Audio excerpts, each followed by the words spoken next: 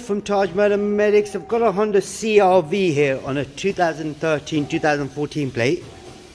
This is what it looks like. If you've got something like this and wondering how to reset the tire pressure warning light, which is also known as the tpms, I'll show you how it's done. But before that, I'll show you where to check the tire size and pressure. Now this is a sticker right here. So that's the tire size 225/60/18. That's the tire pressure there. So you're going to go 240 kPa, 2.4 bar or 35 psi. So you want to do front to rear with a load, with a caravan and stuff like that. To check the tires, make sure you've got the right ones. 225/60/18. You should have that number on all the tires.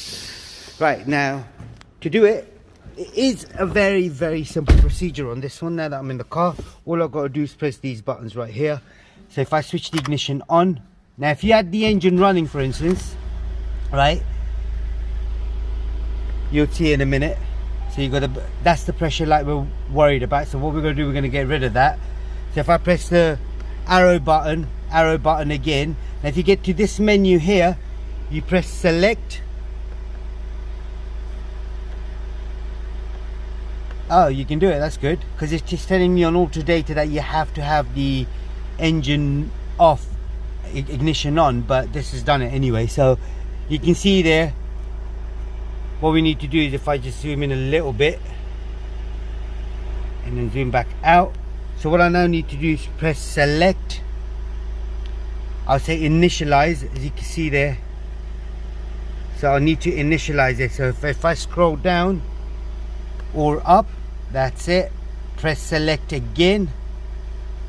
Now you can see the light is gone off. That's all it is. All we then do is switch the ignition off, or if you're at the petrol pump and done that, you just drive off and that would do the trick. Right, that's all it was on this particular model.